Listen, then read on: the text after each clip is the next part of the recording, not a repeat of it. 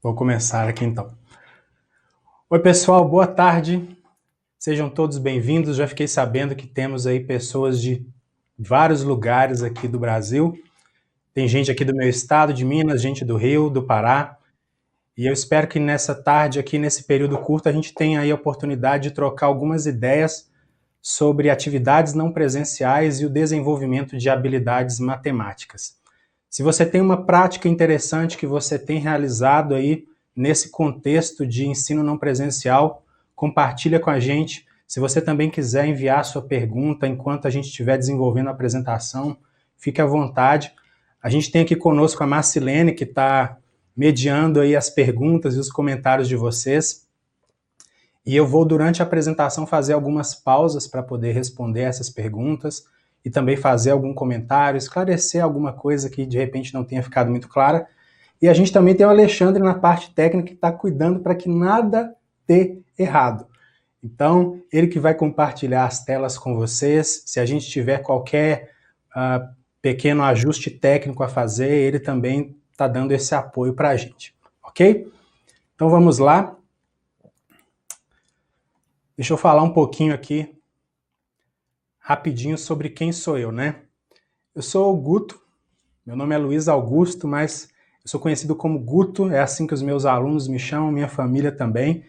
Eu sou professor de matemática, sou da sala de aula mesmo, fiz um mestrado em matemática também, mas a minha linha de pesquisa foi em educação matemática. Então, para que vocês entendam um pouquinho, eu sou um defensor da matemática como um instrumento para formar cidadãos. Então eu penso que na escola, se a gente precisa fazer uma escolha em algum momento sobre que matemática a gente precisa ensinar, eu penso que a gente tem que ensinar uma matemática que serve para a vida. E isso está, inclusive, de acordo com muitos pressupostos da Base Nacional Comum Curricular e outros documentos oficiais aí também, que falam sobre as finalidades da educação básica. Eu atuo há mais de 15 anos como professor da educação básica, trabalho com formação de professores, desde a educação infantil até o ensino médio, e também trabalho com produção de conteúdos educacionais que abordam ali conteúdos desde a educação infantil até ensino superior e pós-graduação também. Bom, vamos então entender como que vai acontecer aqui o nosso webinar. Ele vai ser dividido em 3 partes. A primeira parte, a primeira e a segunda parte, elas são introdutórias. Eu vou falar um pouquinho sobre o cenário atual que a gente está vivendo, causado por essa pandemia. Vamos falar sobre o papel do professor nesse contexto. Também vou mencionar algumas competências, algumas dimensões de competências da BNCC e vou fazer um link dessas competências com a proposição de algumas atividades que podem ser desenvolvidas nesse momento da pandemia, do ensino não presencial. E a ideia aqui é que a gente também tem acesso a alguns recursos pedagógicos que estão disponíveis nas plataformas das escolas onde vocês aí atuam. E a intenção, deixando bem claro, não é de forma alguma te dizer exatamente o que você deve fazer, te dar um roteiro pronto. Mas a gente sabe que uma boa conversa ela é sempre inspiradora. Então a ideia aqui é que por meio dos exemplos, tentar e sugerir, você com toda a sua inteligência, sua capacidade como professor, faça as adequações necessárias, considerando a realidade com a qual você trabalha, a faixa etária e objetivando aí a maior potencialidade das atividades para que as crianças, né, considerando aí do 1º ao 5º ano do ensino fundamental, de fato aprendam matemática, mesmo a gente estando nesse contexto de atividades não presenciais. Então vamos lá. Na medida em que eu for falando, eu vou fazendo algumas pausas, ok? Se você já quiser aí enviar a sua pergunta, o seu comentário, compartilhar alguma prática, como eu disse, fica à vontade. Eu começo aqui falando sobre essa ideia de antecipação de futuros. Olha, tem se dito muito que a pandemia ela antecipou vários futuros. Se você parar para pensar, você que nunca tinha feito compra na internet ou outras pessoas que nunca fizeram, agora está tendo que fazer na marra, porque está difícil até ir ao supermercado, dependendo de onde você está, dependendo das condições, da região onde as pessoas estão. E se a gente pensar no caso das compras online, o futuro aí ele não foi antecipado só para quem está fazendo compra, ele também foi antecipado para quem tem produto para vender e precisa hoje em dia se virar para vender esses produtos, né? Então quem já tinha uma estrutura básica de loja online não está tendo tantos problemas como quem está precisando se reinventar do zero. Mas e em relação à educação? Como que a coisa está acontecendo, né? Da mesma forma, a gente tem um cenário novo para o qual a gente não estava preparado.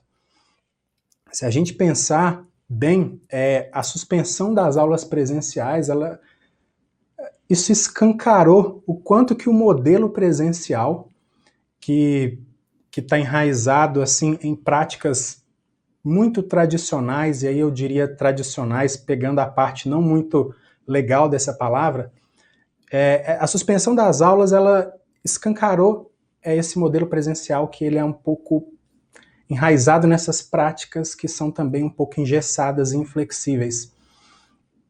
E se a gente pensar, mesmo com os avanços tecnológicos que a gente já teve, com a grande variedade de objetos digitais de aprendizagem que hoje em dia já estão disponíveis, pelo menos para as redes particulares de educação, de modo geral, os profissionais da educação de modo geral ainda estão muito presos a modelos rígidos de organização do espaço escolar, e isso se reflete nas práticas presenciais. E agora, quando a gente tem esse modelo não presencial, a gente entra um pouco em choque com isso. Agora, pensa o seguinte, vamos considerar então, a gente sabe que a escola ela avançou muito pouco nesse modelo de funcionamento, então hoje em dia a gente tem a sensação de que a gente está lutando para sair de uma escola que está lá no século XIX, início do século XX. Só que aí o que a pandemia fez? Juntou toda a comunidade escolar, colocou todo mundo ali dentro, professores, gestores, pais, crianças, estudantes, e colocou dentro de uma máquina do tempo, mandou essa máquina do tempo lá para o ano 2100, beirando o século 22. Só que as pessoas desembarcaram lá no século 22, né, considerando essa antecipação de futuros, só que as pessoas são as mesmas, as pessoas elas não mudaram. Elas continuam com as mesmas práticas, com as mesmas crenças, com a mesma cultura. Então, pensando nas crianças, até pela questão da faixa etária, mas também pelo modelo educacional ao qual elas estão acostumadas, elas não possuem um perfil que busca uma atitude autônoma e ativa perante a aprendizagem. Pensando na participação das famílias também, lembra que as famílias são as mesmas de agora. Os pais estão em casa, muitos estão trabalhando, aqueles que não estão trabalhando em casa estão tendo que deixar os filhos com outras pessoas em casa, e isso dificulta muito que eles deem apoio às crianças na realização das atividades, tanto as atividades síncronas, né, aquelas aulas online que acontecem ao vivo, como também as atividades assíncronas que já são as tarefas de casa. E as famílias elas não estão acostumadas a esse modelo não presencial, então eu acredito que vocês devem estar experimentando a chegada de muitos questionamentos, e esses questionamentos eles são de todos os tipos, porque tem pais que vão reclamar demais, de atividades demais, tem pais que estão dizendo que tem atividade de menos, tem pai que fala que a criança está aprendendo coisa que não precisa, tem pai que está falando que a criança não aprende tudo que ela precisa, e isso tudo é uma evidência desse momento de crise que a gente está vivendo. A gente tem que descobrir uma forma de conviver com tudo isso. Mas e os professores? Como que os professores estão nisso aí? Os professores e os gestores.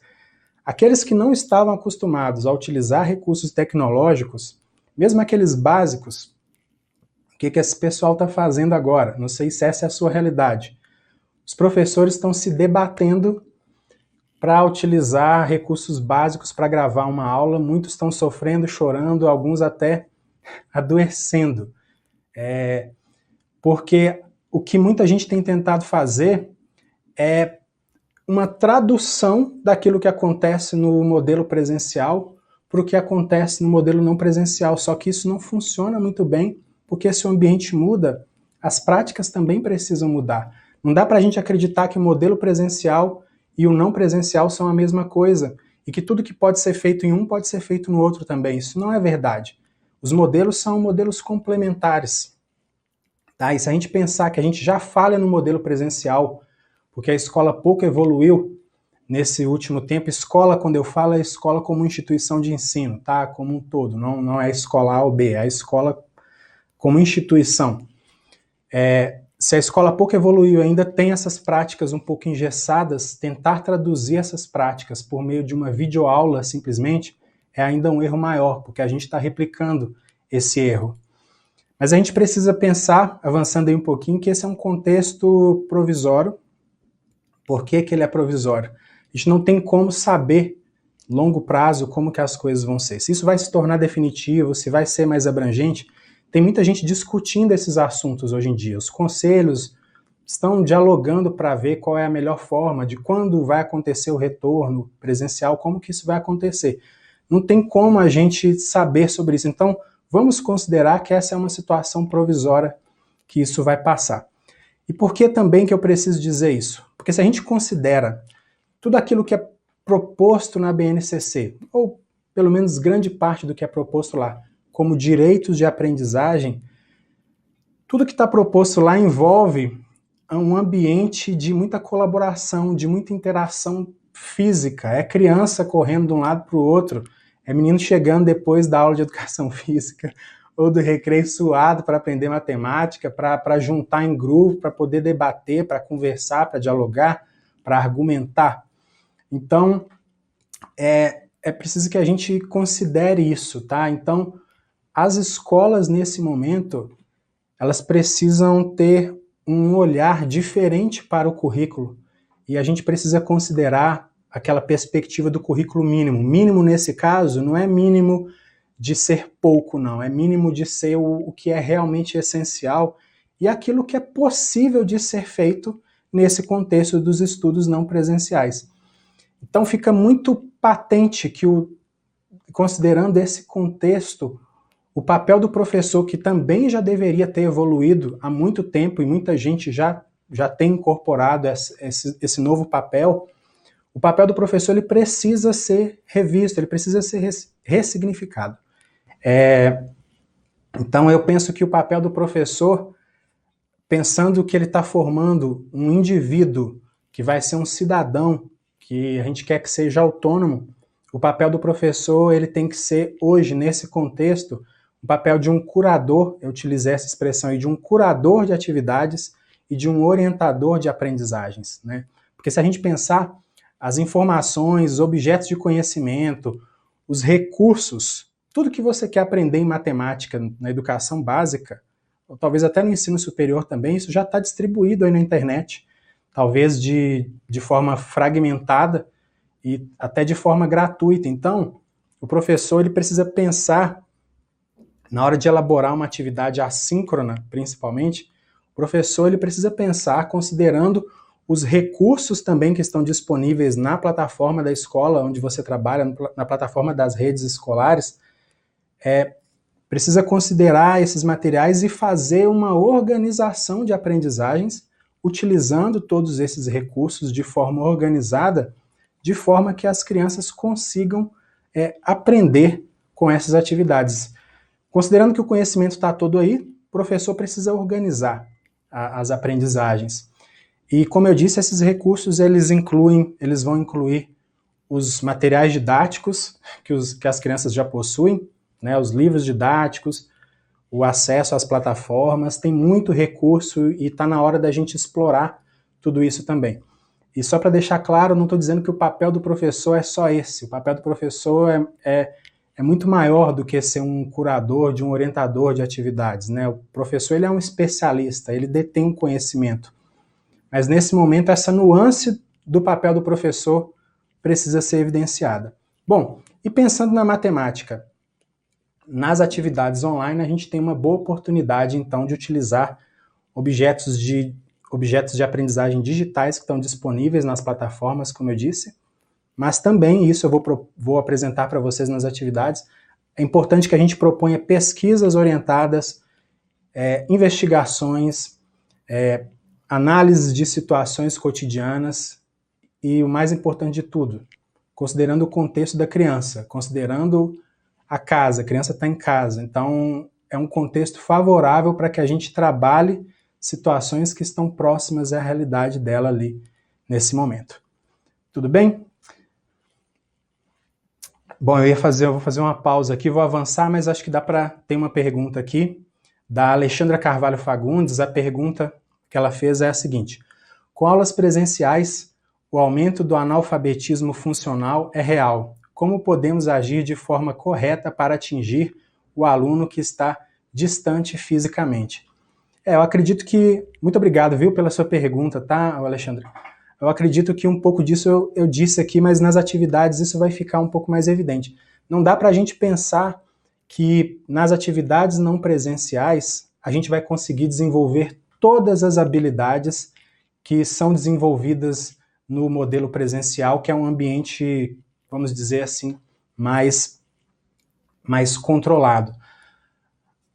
Agora, o que é importante a gente saber aqui, considerando que a gente não vai conseguir desenvolver todas as habilidades, eu acho que uma coisa que todo professor precisa ter consciência é que a gente não vai conseguir salvar o planeta, nós não vamos conseguir salvar as crianças, nós não vamos conseguir, por exemplo, que as crianças aprendam todas as operações matemáticas nesse modelo de ensino não presencial, mas existem habilidades que podem ser desenvolvidas de forma, eu diria até de forma mais favorável, considerando o ambiente que a criança está, que é na casa dela. Eu acredito que, na medida em que a gente for vendo as atividades, eu acho que as atividades vão responder um pouco a essa pergunta aqui também. Como que a gente pode agir de forma correta para atingir a esse aluno que está tão distante e contribuir para que ele deixe de ser um analfabeto funcional. E só mais uma coisinha antes de avançar aqui. Eu acho que a gente ainda pensa de forma seguinte: como as crianças não estão com a gente, parece que as crianças elas não vão aprender se a gente não estiver perto dela. Na verdade, existem sim formas da gente desenvolver aprendizagens sem que as crianças estejam presentes fisicamente. Vamos caminhar um pouquinho. Eu falei sobre as competências gerais da BNCC, depois eu volto para responder mais perguntas aparecendo aqui. Falei um pouquinho das competências gerais da BNCC, são 10 competências, vocês sabem disso. Essas competências elas não estão em gavetinhas, né? Elas se entrelaçam o tempo todo, né? Não dá para a gente colocar em gavetinhas as proposições da BNCC, mas as atividades que eu vou apresentar para vocês aqui hoje, elas têm essas 3 nuances que se referem cada uma a uma competência geral da BNCC, ok? Sobre a primeira aqui, sobre a dimensão do conhecimento, é uma competência que tem essa nuance. A outra competência, pensamento científico, crítico e criativo e cultura digital. Conhecimento, porque as crianças vão aprender matemática, pensamento científico, crítico e criativo, porque as atividades elas vão envolver muito essa necessidade de se criar e de se investigar. E cultura digital, acho que tem a ver com o ambiente em que essas atividades vão acontecer, ok? Então, pensando agora nas habilidades matemáticas.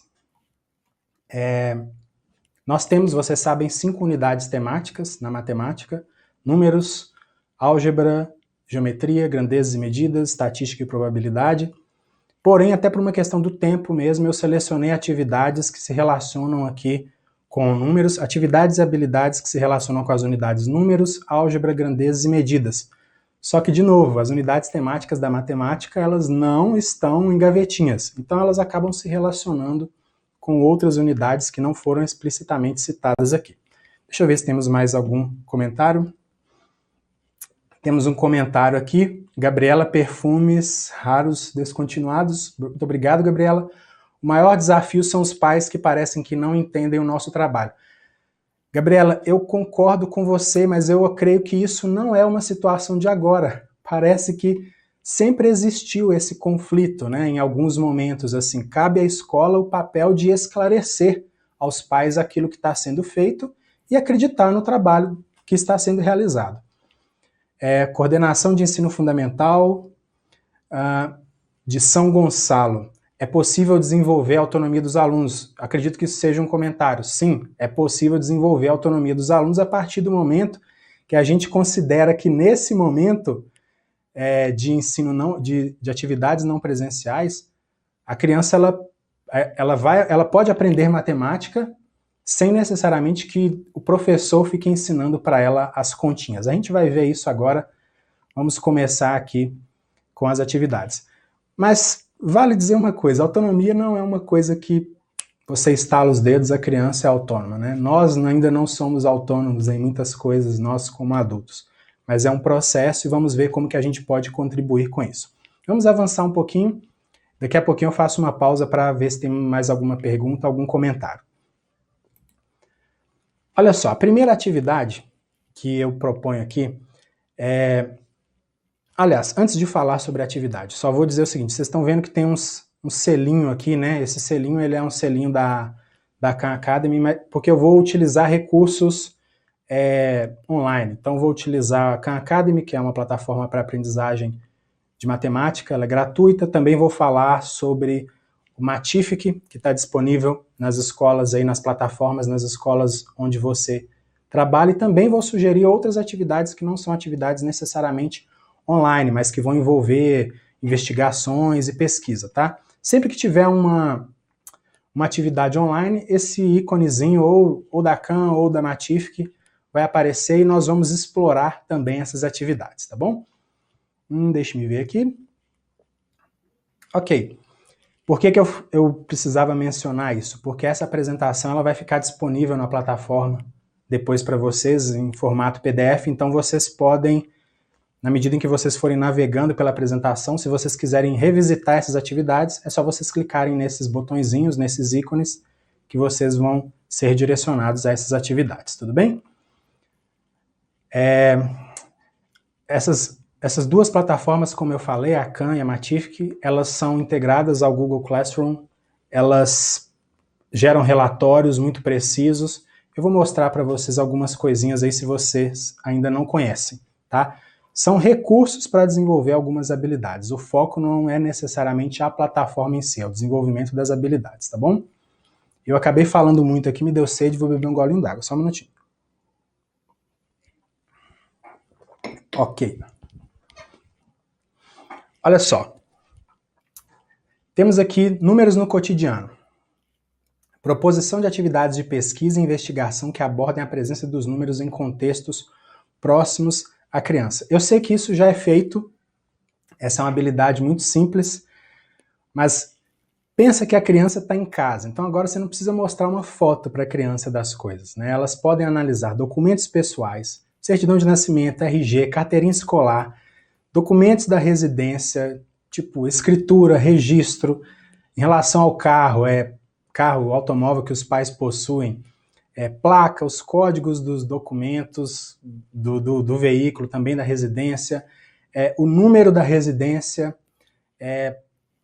o número do apartamento, o número do CEP, o andar do apartamento, se a pessoa mora em apartamento, códigos de identificação nas contas de consumo, tem códigos de barras, nas compras de supermercado tem os preços dos produtos, os descontos, o código de barras, unidade de medida que apresenta lá, né, 500 gramas, 1 quilo. E, gente, não precisa brincar de faz de conta, porque tá tudo na casa da criança. Então ela tem acesso a todas essas coisas lá, né? Tem também o número de telefone fixo da criança, da residência dos avós, dos tios, datas especiais que podem ser marcadas lá no calendário, medição de temperatura corpórea ou temperatura ambiente. Tem as linhas de ônibus. Essa linha aqui é uma linha de ônibus que passava perto da minha casa. Eu coloquei aqui uma foto desse ônibus, porque eu senti saudade dessa época que eu pegava ônibus para ir para a faculdade. E também tem os horários dessas linhas de ônibus. Tudo isso pode ser explorado, né? E fora as atividades que as crianças já fazem também dentro da rotina que ela desenvolve. Como eu disse, todos os recursos estão dentro da casa das crianças, né? Então, a ideia é que você, professor, e aqui eu já estou te dando uma sugestão, que você elabore um roteiro de estudos orientado que permita que a criança desenvolva bem essa habilidade que está mencionada ali no slide e aproveite o tempo em que estiver fazendo isso para desenvolver, para compreender os diferentes contextos em que os números naturais eles aparecem. E, na minha opinião, um bom roteiro, nesse contexto aqui, ele deve permitir que a criatividade da criança seja explorada. Se você, por exemplo, já coloca lá a foto do documento e pede para a criança classificar a que aquele número que aparece ali se refere, você está transformando essa atividade, que poderia ser uma atividade de criatividade da criança, de investigar esses números, você está transformando essa atividade numa atividade de verificação de aprendizagem. Então é importante que você pense nisso. Então deixa eu mostrar para vocês aqui uma atividade online da Khan Academy. Deixa eu voltar aqui que explora isso. Vamos lá, tá aqui. Olha só. Tá aqui, reconhecendo os números. Eu já fiz muito, então tá até aparecendo uma mensagem aqui que eu não tenho como avançar mais. Mas dá para fazer a atividade. Olha só. Podemos dizer que os números a seguir indicam, aí tem números no calendário. Isso é ordem, é código de identificação. Se a gente acerta, nesse caso aqui, né, calendário é ordem, eu clico em verificar, a plataforma emite até um sinal sonoro e um sinal de comemoração, e aí eu posso responder a próxima pergunta. Aqui a gente tem um teclado de um celular, e o que acontece? Se eu errar, se a criança errar, se eu marcar aqui, por exemplo, que isso é quantidades, e clicar aqui, ela vai dizer que está errado, mas aí eu posso usar uma dica. E aí, olha só, a primeira dica que aparece aqui. Na imagem, os números fazem referência ao número de um telefone celular. Então, a plataforma ela vai conversando com a criança ali para que ela consiga também aprender. Então, essa é uma plataforma de verificação de aprendizagem, essa é uma atividade para isso, nesse caso, mas também a plataforma pode ser utilizada para aprender essas coisas, tá certo? Deixa-me ver se temos mais alguma pergunta aqui, vou avançar, ok. Temos aqui da Coordenação de Ensino Fundamental de São Gonçalo também, a matemática é usada no dia a dia, por isso é possível fazer as conexões e proporcionar o desenvolvimento dessa autonomia. Sim, exatamente. Se ela tem a ver com o nosso cotidiano, a gente precisa utilizar ela bem como uma ferramenta. Abata Rocha, o que fazer quando os pais não incentivam os filhos a desenvolver as atividades orientadas pelos professores pelo fato de não acharem necessárias? Cabe aí um papel de convencimento, né? Mas a gente não consegue realmente impor. Mas eu acredito que a partir do esclarecimento que a escola pode oferecer às famílias, isso pode aumentar a adesão dos pais, tá certo? Já já eu respondo mais perguntas. Eu só quero avançar aqui um pouquinho, porque a gente tem muita atividade para falar. Eu quero mostrar muitas possibilidades para vocês aqui. Olha só, aqui a gente tem duas habilidades, uma relacionada ao segundo ano do ensino fundamental, uma relacionada ao terceiro ano, e elas abordam as ideias de multiplicação e divisão, com os conceitos aí, né, que vão de dobro, metade, triplo, terça parte, quarta parte, quinta parte, décima parte, por aí vai. Essas expressões aí, dobro, metade, triplo e por aí vai, são conceitos. Então, se você pensa na elaboração de um roteiro de atividades que podem ser propostas para as crianças, seria legal criar aí uma atividade, primeiro, em que a criança explorasse esses conceitos sem necessariamente saber que ela está trabalhando com décima parte, com dobro, com triplo, não interessa. Ela trabalha com as atividades, fazendo as operações, envolvendo essas ideias. E aí, depois que ela faz essas atividades, pensando aí no desenvolvimento dela, o que pode ser proposto? Pode ser proposta uma pesquisa simples. Esses conceitos, eles estão em dicionários. E aí a criança pode pesquisar o que é dobro, o que é quinta parte, o que é décima parte. Isso é uma pesquisa simples de ser feita. E aí, uma terceira fase seria propor que a criança relacionasse esses conceitos de dobro, terça parte, quarta parte, décima parte, com as operações que ela tinha realizado anteriormente. Então, nesse caso, a gente foge um pouco àquela lógica tradicional de apresentar conceito para depois aplicar. A criança opera primeiro com o conceito, depois conhece esses conceitos, e aí ela reconhece esses conceitos nas atividades que foram trabalhadas. Tá? E aqui a gente tem duas atividades, eu quero mostrar para vocês, uma atividade para crianças menorzinhas e uma outra atividade para crianças um pouco maiores aí. Essas atividades são da Matific, tá? Essa plataforma Matific, ela está disponível aí nas plataformas das escolas onde vocês trabalham. Eu vou mostrar aqui uma delas. A atividade aqui pede o seguinte: divida as frutas igualmente entre todos os monstros. Nós temos aqui 6 frutas, aí a divisão você vai clicando aqui. Você pode pôr no 1 para 1 até acabar, ou pode já colocar 3. A estratégia que a criança vai usar não é muito importante nesse momento. O importante é que ela resolva a atividade. Isso aqui para crianças bem menorzinhas, aí agora tem as peras, mudam as frutas. E aqui a gente tem uma atividade que aborda divisão, só esperar carregar aqui um pouquinho, que é o seguinte, olha só, é uma pergunta que não é muito convencional. Quantas viagens de ida e volta o barco deve fazer para trazer todos os animais para a margem esquerda do rio? Então eu tenho aqui 1, 2, 3, 4, tenho 6 animaizinhos ali, e quantas viagens que o barco vai fazer? Aqui tem 2 espaços no barco, né? Então, se eu não vou errar aqui, tem que ser 3 viagens. Vamos ver se está certo. Acertei. Se a gente erra aqui uma pergunta na plataforma, ela dá meio que uma travada. Em uma outra atividade eu mostro isso para vocês. Travada, ela dá uma sinalizada de que a resposta não está correta. Aí a criança vai pensando ali até acertar. Deixa eu ver mais uma pergunta aqui antes de avançar para a próxima. É só voltar ao slide em que a gente estava aqui. Pergunta do Sérgio Aguiar. O aprendizado da matemática exige um esforço, dedicação, horas de prática, etc. E nossas crianças hoje, em sua maioria, não chegam na escola com essa consciência. Justamente, elas não chegam com essa consciência na escola. Cabe a nós, profissionais, ajudar tanto as crianças como as famílias a entenderem essa necessidade. Mas, de novo, a gente precisa pensar que a matemática não é só prática, não é só isso. A matemática ela envolve muitas outras questões também, né? E deixa me ver. Mas essa consciência ela pode ser desenvolvida, ela tem que ser desenvolvida na escola. Se em casa a criança não tem esse suporte das famílias para explicar isso para elas, os professores estão aí para tentar fazer esse tipo de trabalho também. Nosso trabalho vai muito além de ensinar matemática, né? Vocês sabem disso. Cláudio, o professor precisa gostar para ensinar. Eu acho a matemática uma disciplina sensacional. Interessante é que as crianças que são estimuladas aprendem a gostar também. Concordo plenamente, Cláudio, com o seu comentário.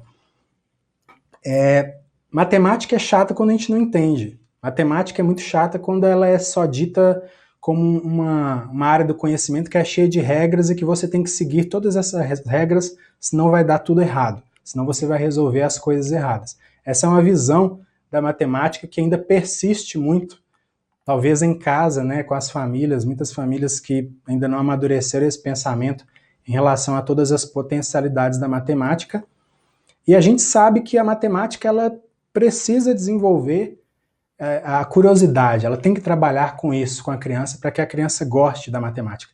E nos anos iniciais do ensino fundamental, olha, é o momento certo para que isso aconteça, para que a criança chegue lá nos anos finais sem aquela ideia de que matemática é uma coisa muito chata, porque a gente sabe que não é.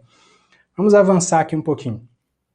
Olha só, nós ainda estamos na unidade de números, e aqui o objeto de conhecimento é relações entre operações de adição e subtração, multiplicação e divisão.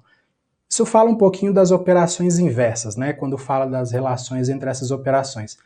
E essas relações elas podem ser desenvolvidas por meio de atividades que exploram essas relações. E o mais importante aqui não é que a criança aprenda aquela coisa, a operação inversa da adição é a subtração e vice-versa. Ou a operação inversa da multiplicação é a divisão. Até porque em alguns contextos isso não é tão bem assim, elas não são inversas só nesse sentido linear de ida e volta, né? Não é bem assim que acontece. mas essas atividades aqui, vou mostrar para vocês, são atividades que exploram bem essas ideias de relações entre as operações de adição, subtração, multiplicação e divisão, mas sem aquela coisa de vamos estudar a operação inversa. Deixa eu mostrar aqui para vocês. A primeira atividade aqui é uma atividade, não sei se vocês conhecem, é uma tábua de multiplicações, né? Então, antes de fazer qualquer atividade, a gente pode explorar aqui para tentar entender como que essa tábua funciona, como que essa tabela funciona. E aí, se você aciona a alavanca, tem som também, tá, gente? Eu estou ouvindo o som aqui, não sei se está chegando para vocês, não é essencial. E aí a gente a gente tem que dar resposta aqui, ó. Por exemplo, quanto que é o 9 vezes 9? E há diversas maneiras da gente descobrir isso, né? Por meio da própria observação da organização dos números na tabela, como também utilizando aí os fatos das operações. O primeiro eu acertei, aí 10 vezes 10 é 100. Vocês já pensaram se eu erro uma conta aqui? O que vocês vão pensar de mim? Ah, acertei. E uma da Khan, rapidinho também, eu acho bacana mostrar para vocês, que fala um pouquinho dessas operações inversas aí, entre multiplicação e divisão. Olha só, há 45 livros na estante do quarto de Rúbia. Cada prateleira da estante tem 9 livros. Quais das equações, as operações abaixo, né, nos ajudam a descobrir quantas prateleiras a estante tem? Você está vendo que aqui a gente está fugindo daquela ideia de 45 dividido por 9 é 5, porque 5 vezes 9 é igual a 45. Aí a coisa sem contexto, ela realmente fica meio enjoativa, né? São exemplos de duas atividades que exploram essas ideias das relações entre as operações, para mim, de maneira muito interessante. Vamos dar mais uma olhada nos comentários, nas perguntas aqui. Eu não sei se eu vou conseguir responder a todos, mas depois a gente faz um compilado daquilo que eu não consegui responder aqui e isso fica disponível para vocês, tá? Tudo vai ser respondido ou comentado, talvez não necessariamente no tempo que a gente tem aqui, mas depois a gente vai fazer isso sim para todo mundo. Ok, vamos lá. Comentário. Compartilhando uma experiência, criei sugestões para os alunos, o caderno dos números da mamãe, em homenagem ao Dia das Mães. As crianças deveriam escrever no livro feitos por eles esses dados. Muito interessante. Utiliza uma situação que faz parte da vida da criança para explorar os números. Muito legal. Depois eu vou comentar mais, vou ler mais perguntas. Olha, avançando aqui um pouquinho, ainda nos números, a gente tem aqui duas habilidades que são desenvolvidas lá pelas crianças no 5º ano do ensino fundamental.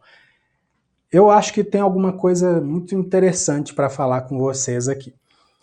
Vocês estão vendo ali contas de luz, conta de água, estou pegando aqui da Copasa, da CEMIG aqui de Minas. Se vocês quiserem pagar, depois eu mando essas contas para vocês, vocês vão fazer uma interessante colaboração para mim. Mas se vocês observarem ali as habilidades, elas mencionam, as duas habilidades, elas mencionam algoritmos, mas elas também mencionam estimativa e cálculo mental, tá? Ou seja, mencionam outras estratégias para resolver as operações. Eu penso, na minha opinião, vou falar do algoritmo da divisão aqui, porque para mim é o mais complicado. O algoritmo da divisão, para ele ser ensinado, ele requer um tutorial muito bem elaborado, e isso, na minha opinião, ele o ensino presencial, que o professor pode ali explicar passo a passo e acompanhar, ele privilegia, o ambiente presencial, perdão, ele privilegia a compreensão do algoritmo pelo controle que o professor tem, para ver se a criança está entendendo ou não. Só que é muito importante a gente entender uma coisa, que saber utilizar o algoritmo da divisão não é sinônimo de entender a operação de divisão. E o contrário também não é verdade, porque tem muita gente que não sabe usar o algoritmo, mas sabe resolver problemas de divisão. Tem muita gente que sai da escola sem saber usar o algoritmo da divisão e faz divisões muito bem, porque faz ou mentalmente ou utiliza a própria calculadora. Então, nesse contexto de ensino não presencial, quando a gente propõe a resolução de problemas, a gente não está de forma alguma interessado na estratégia que a criança vai usar para resolver esse problema. E aí é um pouco da gente abrir mão de algumas coisas, porque às vezes a gente priva a criança de resolver um problema que ela tem condições de fazer utilizando, por exemplo, o recurso da calculadora, porque ela não sabe ainda fazer a conta e eu vou prejudicar ela com isso. E isso não é verdade. No momento em que você estiver junto com a criança, você ensina para ela, ó, a técnica para fazer essa conta à mão é assim. Mas essa ideia de que se a criança não sabe fazer a conta à mão, então ela não está preparada para resolver o problema, essa ideia é uma ideia equivocada, na minha opinião, porque é o seguinte: se a maior dificuldade para se resolver um problema é a realização da conta, da operação, então a gente precisa repensar o que é um problema. E só um exemplo rápido. Com certeza, professores aí, professores, vocês já tiveram a oportunidade de ver crianças que ficam perguntando lá na hora que tem um probleminha para resolver. Esse problema é de mais, esse problema é de menos. E aí o que acontece? Os professores muito aflitos, mas bem intencionados também, eles começam a elaborar explicações para que as crianças entendam que existem palavras-chave que vão sempre aparecer e essas palavras vão indicar se o problema é de mais ou de menos. O problema disso é que o professor faz um recorte nas situações. E aí, se aquela palavra-chave não aparece, a criança não vai resolver o problema. E, além disso, se a criança reconhece a palavra-chave, o único desafio que ela vai ter para fazer não é pensar no problema que está ali, é pegar os números que estão ali, relacionar numa operação e resolver o cálculo e pronto. Eu penso que o problema que envolve as operações matemáticas, ele não pode ser problemático só na hora de serem feitas as contas, né? Porque na vida real as pessoas usam calculadora para fazer conta, ou fazem conta mentalmente, como eu disse. O desafio é o pensamento, é a compreensão do problema, é o levantamento de dados, é a formulação de hipóteses, são os testes. Então, por favor, professores, não privem as crianças de resolverem problemas matemáticos com contas que vocês ainda não ensinaram, só porque elas ainda não aprenderam o algoritmo. Vocês podem deixar que elas usem outras estratégias e até a calculadora também. Elas vão desenvolver uma outra habilidade. Depois, no ensino presencial, elas vão aprender os algoritmos, se isso for necessário, tá? Então, voltando aqui, essas contas, elas estão todas em casa. Não precisa ficar simulando essas contas. As crianças têm acesso lá, a conta de água, de luz, de telefone, está tudo na casa dela. E esse material rico, ele é uma ótima oportunidade para que as crianças desenvolvam não só as habilidades matemáticas, mas também a consciência financeira dentro de casa ali com os pais também, tá? Com as famílias. E se você analisa essas contas de consumo, as crianças podem, por exemplo, fazer relações entre os valores pagos nas últimas contas. Isso pode isso pode criar a possibilidade da abertura de um diálogo em casa para que se pensem em formas de economizar, para a gente poder reduzir os valores das contas.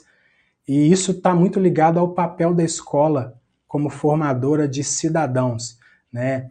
Se a gente pensa na análise de cupons fiscais, espera aí, esse produto está muito caro, vamos analisar as compras anteriores, os preços oscilaram, será que a gente pode substituir um produto por outro?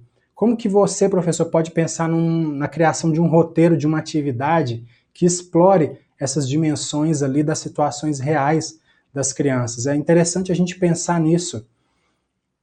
Tem os preços dos combustíveis que sofrem muita oscilação também, são oportunidades, né, de se desenvolver essa consciência financeira. Bom, eu acredito que sobre essa habilidade eu teria mais coisa a falar, mas eu estou um pouco preocupado com o nosso tempo e eu ainda quero responder mais uma pergunta aqui da Gilmara Lessa. Como trabalhar fração equivalente e redutível nas videoaulas? Olha, Gilmara, eu vou te responder isso depois, porque tem algumas sugestões sim, tá certo? Deixa eu prosseguir aqui, depois eu volto para falar um pouquinho mais. Deixa eu ver se tem mais alguma coisa sobre números aqui que eu gostaria de falar. Ok. Quando a gente trabalha com dinheiro, a gente está trabalhando com números decimais, concordam? E Isso é tão rico e tão importante que quando a gente utiliza o dinheiro para amparar as contas que a gente está fazendo, as contas ficam muito mais fáceis de serem feitas. Vou dar um exemplo. Se você coloca para um estudante que não lida muito bem com o algoritmo da divisão, se você coloca uma operação assim, quanto que é 1 dividido por 0,25? Tem gente que trava se precisa armar essa operação. Mas se aí você pega o contexto de dinheiro, você tem R$1, isso dá quantas moedas de 25 centavos? A criança ou adolescente até, ele resolve isso em questão de segundos. Então, a gente tem aqui uma possibilidade de, utilizando as moedas, as notas, né, os elementos do sistema monetário brasileiro, trabalhar com operações difíceis que envolvem centavos, tá certo? Vamos caminhar aqui mais um pouquinho. Agora, a próxima atividade, ela está associada aqui, deixa eu voltar, à álgebra. E eu quero mostrar para vocês, vou acelerar um pouquinho aqui, duas atividades que envolvem a ideia de investigação de padrões e de regularidades em sequências. Por que essas atividades são interessantes? Porque a resposta é exata. Então, enquanto a criança não compreender o padrão, não tem jeito de resolver o problema, você não resolve errado. E se a criança não compreender o padrão, é porque não era momento para ela compreender. Em algum momento depois, ela vai acabar descobrindo isso. E a compreensão dessas regularidades, gente, isso é uma coisa tão importante, porque lá no ensino médio, quando forem estudadas as progressões, conteúdos muito mais difíceis em matemática, que envolvem juros compostos e tudo mais, essa base matemática da compreensão de formação de sequências, que foi aprendida lá no primeiro, segundo e terceiro ano do ensino fundamental, isso vai ser muito importante lá para os adolescentes. Vou mostrar para vocês essas duas atividades aqui. Olha só, a primeira delas é uma atividade do Matific. Vamos ver, está carregando aqui. Olha só, uma atividade simples, que tem frutas aqui penduradinhas no varal, e aí a partir do reconhecimento do padrão você vai colocando as outras frutas. Isso aqui é para criança de primeiro ano do ensino fundamental. Então temos aqui pêssego, maçã, limão, pêssego, maçã, a próxima aqui é limão, e aí as outras podem ser completadas. E uma atividade da Khan que eu quero mostrar para vocês aqui, que fala sobre, que aborda isso também, trabalha com sequências envolvendo números. Olha só, qual expressão podemos usar para descobrir o número que falta no padrão? E a gente tem uma sequência numérica aqui. 3, 6, 12, depois um desconhecido, 48, 96. Que operação aqui que pode ser evidenciada para poder marcar esse elemento que está desconhecido? Ok? Vamos lá? Antes de prosseguir para o próximo, deixa eu ver uma pergunta da Janete Miranda. Obrigado, viu, Janete? E aos outros também. E às outras. Trabalhar a matemática de forma interdisciplinar torna a aprendizagem muito significativa para aluno e professor? Olha, se a gente pensa no conhecimento como um todo, o conhecimento ele não está dentro de gavetinhas. Eu uso muito essa expressão. Você não abre uma gaveta e ali está tudo que você sabe de história, sem misturar com tudo que você sabe de geografia, sem misturar com o que você sabe de matemática. Falar em ensino interdisciplinar é falar de como que o conhecimento funciona na vida real. As coisas não estão separadinhas. Quando a gente trabalha com problemas de matemática, a gente está trabalhando com língua portuguesa, a gente está trabalhando com geografia, a gente está trabalhando com história, a gente está analisando o contexto socioeconômico. Então, a questão da interdisciplinaridade, eu penso que ela não é uma escolha. Tá? É algo que tem que ser feito mesmo. Bom, vamos caminhar aqui. Essa atividade aqui, eu achei ela super interessante de ser desenvolvida, né? Quando eu estava pensando em atividades para sugerir para vocês. É uma atividade de álgebra, mas também se relaciona lá com o campo das grandezas e das medidas. E aqui tem uma atividade que todo mundo vai gostar de fazer porque envolve elaboração de receita, né? Comida. Então, olha só, aqui a gente tem aqui colher de chá, colher de café, colher de sobremesa, colher de sopa. Só não tem colher da avó ali, porque cada avó tem uma colher diferente, cada uma vai falar que a dela é maior.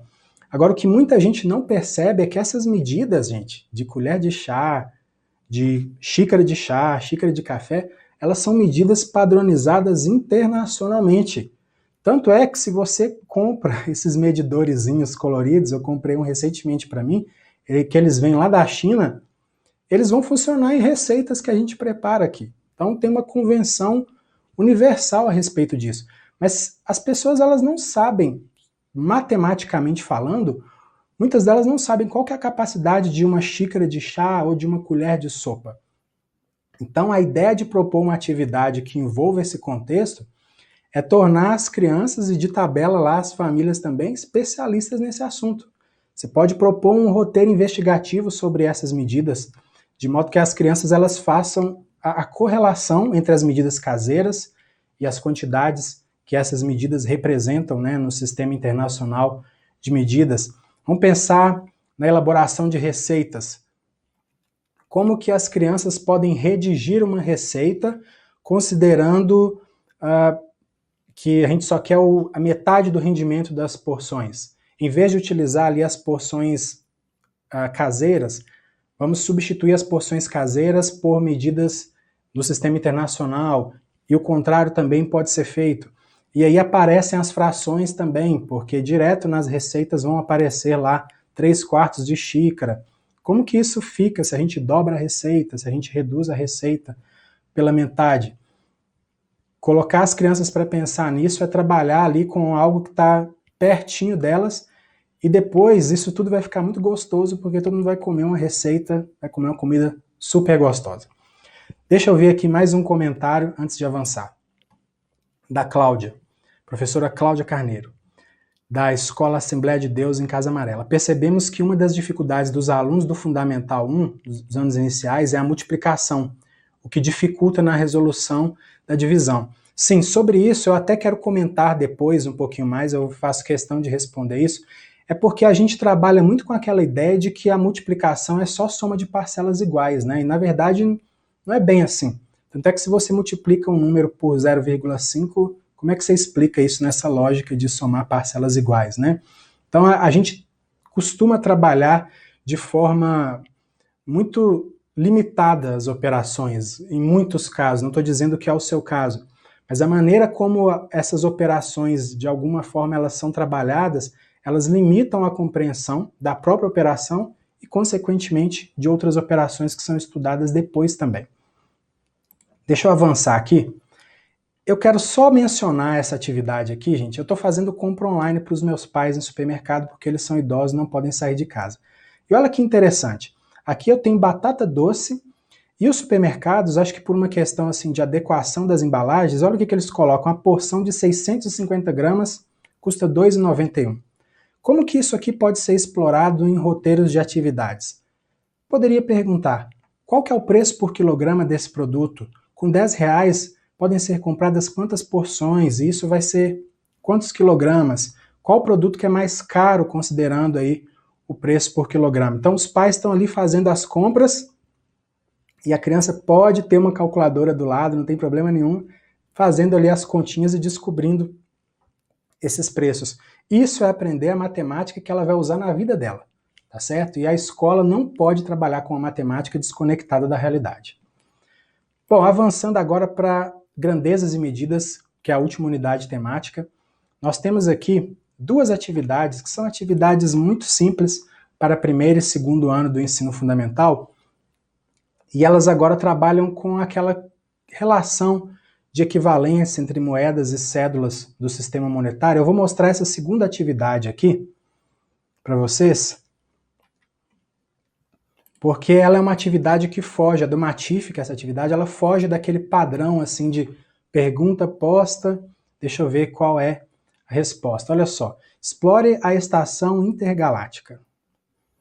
Aí se a gente clica aqui, tem uma situação inicial, tem alguns produtos aqui, ó, naquelas maquininhas que você compra, e aí a gente avança, tem aqui preço do bilhete para criança, para adulto, para idoso, e aí tem um desafio aqui, ou seja, tem que prestar atenção em tudo, encontre e clique no chapeuzinho, aí eu cliquei no chapeuzinho, maravilha, aí aparece uma mensagem que é um desafio, olha, vou dar uma festa na minha casa em Marte às 19h34. Por favor, traga esse produto aqui e um sorriso.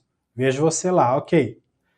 Na tela seguinte, eu vou ver o preço desse produto e vou comprar ele. Aí eu vou ter que fazer algumas operações. Então não é só aquela coisa. Com R$90 você pode comprar quantos produtos que custam R$5? Não é isso. Tem todo um cenário aqui para ser explorado e isso é muito interessante, tá? Vamos prosseguir aqui, já eu respondo mais perguntas.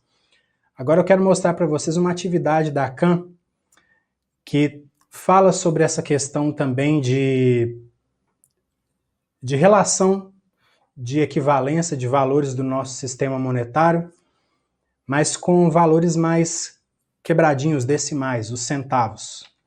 Deixa eu mostrar para vocês aqui.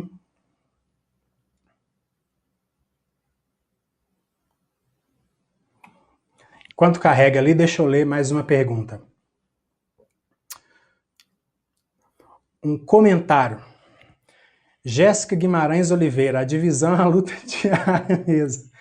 Mas não é só na matemática, não. Ninguém gosta de dividir nada na vida, não é verdade? Se a gente pudesse...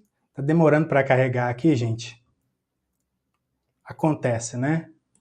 Vida real é assim mesmo. Deixa eu voltar lá para a apresentação, depois a gente volta aqui. O computador tá ligado há muito tempo, ele começa a mostrar alguns sinais de cansaço e a internet também. Mas a atividade que eu quero mostrar para vocês lá da Khan, ela trabalha com valores menorzinhos, valores mais quebradinhos. Eu estou utilizando a linguagem mais informal aqui. E isso pode permitir o desenvolvimento dessas habilidades, que é resolver e elaborar problemas que envolvam situações de compra e venda e formas de pagamento usando termos como troco e desconto, utilizando o consumo ético, consciente e responsável. Deixa eu ver se carregou aqui a atividade. Carregou, olha só. Matheus comprou 7 barras de chocolate que custaram R$1,20 cada. Ele pagou com 9 moedas de R$1. Quanto Matheus recebeu de troco? E aí tem aqui uma dica, né? Eu não vou fazer essa conta aqui não, porque eu tô com medo de errar. Porque eu não pensei muito na atividade aqui, na conta, não. Eu pensei na atividade como um recurso para você aí, professor. E vamos avançar aqui mais um pouquinho. Deixa eu ver se tem mais alguma pergunta. Temos um comentário aqui de uma pessoa que já está utilizando o Matific. Já estou tendo resultados ótimos com o Matific. A Khan Academy tem ótimos vídeos explicativos e esses vídeos eles podem ser assistidos em modo offline, isso não consome a banda, legal mesmo. São ferramentas sensacionais. Perfeito. Então, acho que essas ferramentas elas podem e elas devem ser bem exploradas mesmo. E elas estão disponíveis para todos vocês aí, né, professores? E aí a gente chega aqui nas grandezas e medidas com objeto de conhecimento relacionado a medidas de tempo em situações do cotidiano.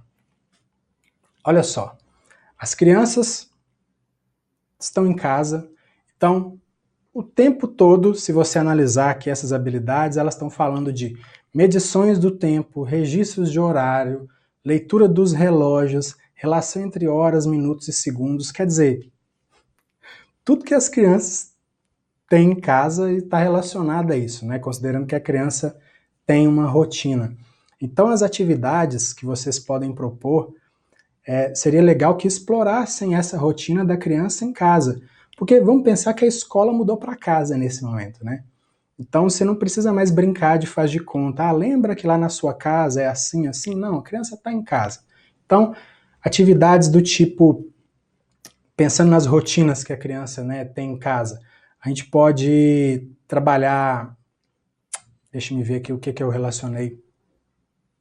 A gente pode trabalhar com coisas que elas já costumam fazer em casa, né? Então seria interessante pedir que as crianças registrem, que as crianças registrassem essa rotina, como o horário de acordar, de estudar, de ver TV, de jogar, de fazer as refeições, o registro de horários de início e de término de atividades importantes para a criança, como, por exemplo, ver o programa de TV favorito dela e também as atividades escolares. Pode ser também proposto para as crianças que elas redigam um texto narrando a rotina delas num dia normal e aí de modo que elas façam os registros dos horários utilizando medidas diferentes, como por exemplo, hoje eu acordei 8 horas, depois de tomar café, eu assisti aos desenhos por 30 minutos, então eu fui estudar matemática de 9 às 10h30, o que dá 90 minutos. Aí acho que aqui eu volto até num comentário aqui, ou numa pergunta que alguém falou sobre o trabalho interdisciplinar.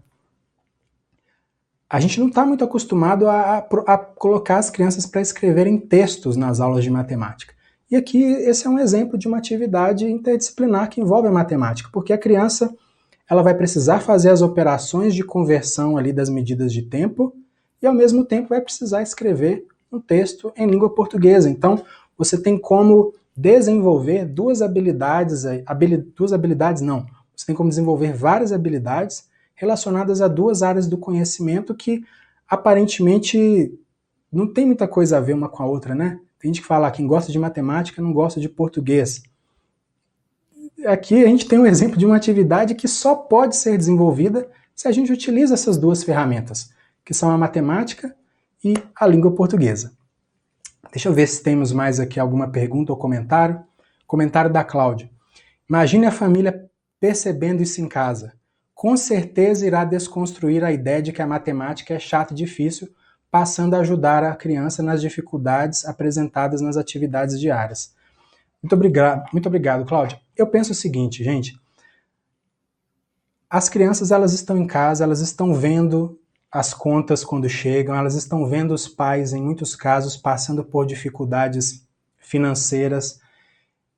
E por que não envolver as crianças nessas situações que não são situações de faz de conta? Claro, considerando a faixa etária delas com responsabilidade, por que não envolver as crianças nas contas, no orçamento, nas compras de supermercado?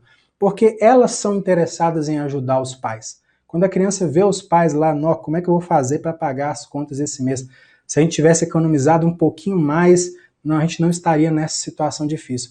A criança ela tem condições de compreender isso e tem condições de ajudar nesse momento complicado que muitas famílias estão passando a resolver os problemas e a desenvolver habilidades matemáticas também.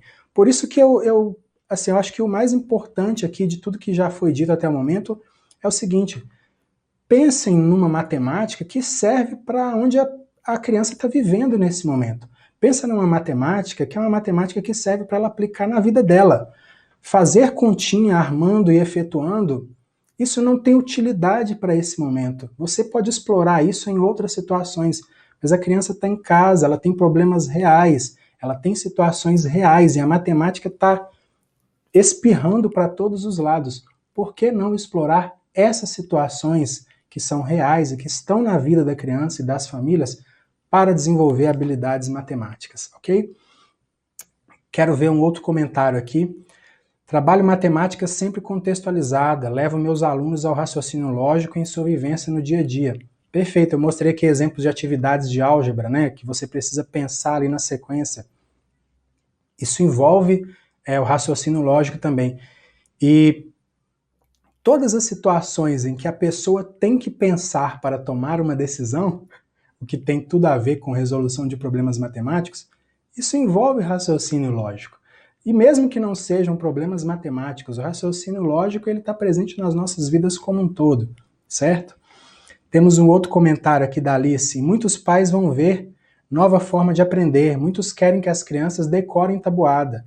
Luto para que elas entendam raciocínio e não a decoreba. Exatamente. Se as crianças souberem tabuada, ótimo. Em algum momento elas vão aprender. Mas é muito mais interessante que elas interajam com problemas reais, com situações reais e apliquem a matemática na vida delas. Porque assim elas vão entender que matemática, primeiro, não é só joguinho, não é brincadeira, que a matemática é uma ferramenta útil, importante na vida delas e vai chegar uma hora em que as crianças elas vão começar com esse olhar matemático mais ampliado, que sai daquela caixinha de que matemática é continha, é joguinho somente. As crianças vão começar a perceber as situações ao redor delas, inclusive em casa, e elas vão ali poder aplicar essas habilidades que elas desenvolveram na vida delas, até ajudando os pais delas. Por que não? Não é verdade? Quero ver mais um comentário aqui. Obrigado, professor, por nos proporcionar esse momento tão rico, cheio de dicas. Olha, um prazer. Foi um prazer e eu gostaria até de a gente ter a oportunidade de falar mais coisas. Eu acho que a gente tem um tempinho ainda, eu quero ler mais alguns comentários. Trazer a matemática para o real é da Brisa Carvalho. Trazer a matemática para o real desenvolve o pensamento matemático. Somos tendenciosos a ensinar muito no abstrato. Exatamente. Até essa separação entre real e abstrato é uma coisa assim que não faz muito sentido, né? Porque se você está fazendo uma operação matemática, mesmo utilizando elementos concretos, o próprio raciocínio que você precisa utilizar para resolver aquele problema, você está mobilizando estruturas que são abstratas também. Mas sim, precisamos trabalhar com contextos reais. É isso que eu penso, é isso que eu defendo. Deixa eu ver se eu pulei alguma aqui. Da Cristiane. Já li, Jumara, Ana Cláudia. Ana Cláudia, como eu falei sobre frações. Estou trabalhando frações equivalentes, próprio e impróprio, com 5º ano. Como posso ajudá-los a entender melhor? Eles estão com muita dificuldade, mesmo fazendo o quadro branco com eles em aulas ao vivo. Ana Cláudia, eu gostaria de pensar um pouquinho mais nessa pergunta para poder te dar uma resposta um pouco mais precisa que ofereça algum recurso para você. Mas eu acho que aí a gente entra também numa dimensão daquilo que é possível, é viável desenvolver em termos de habilidades matemáticas, considerando o modelo não presencial, os estudos não presenciais. Talvez aqui essa ideia de trabalhar com as frações, a divisão dos quadrinhos, isso não seja muito adequado para o modelo de atividades não presenciais. Então, talvez seja o caso, precisamos pensar, mas aí está uma reflexão proposta, talvez seja o caso de guardar isso aí um pouquinho para se trabalhar em um outro momento e trabalhar mais com o conceito das frações, em como que as frações estão presentes no cotidiano, sem se preocupar muito com esses mecanismos mais operatórios, ok? Até o contexto das receitas, as frações elas estão aparecendo ali de forma muito natural. Então, será que a gente consegue trabalhar as frações equivalentes em um contexto que não seja puramente técnico, envolvendo o entendimento de figuras e operações ali com numeradores e denominadores? Fica uma coisa aí para poder pensar. E aí vou para o último comentário que vou responder agora, e aí a gente já vai encerrar, do Lindenberg.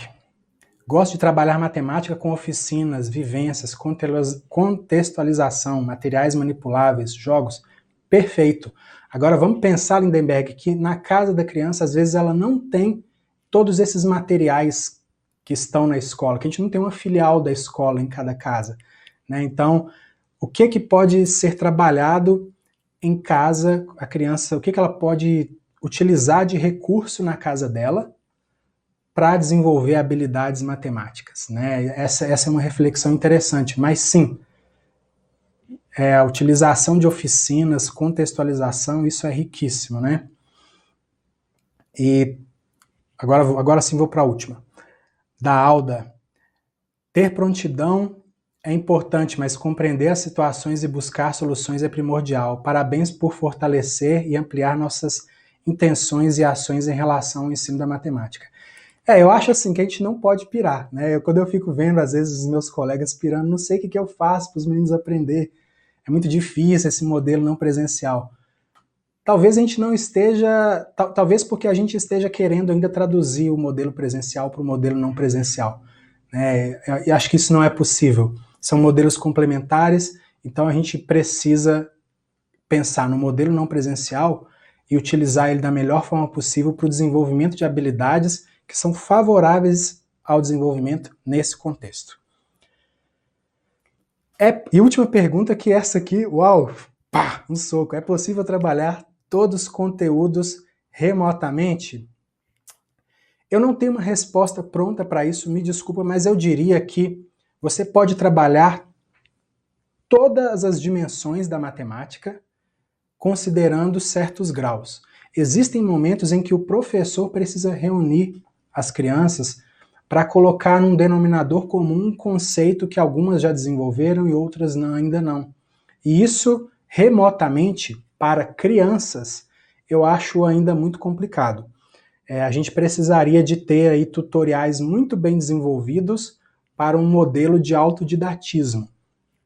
E eu acho que para crianças a gente ainda está muito longe disso, e não sei nem se é o ideal, porque as crianças precisam de conviver com outras crianças.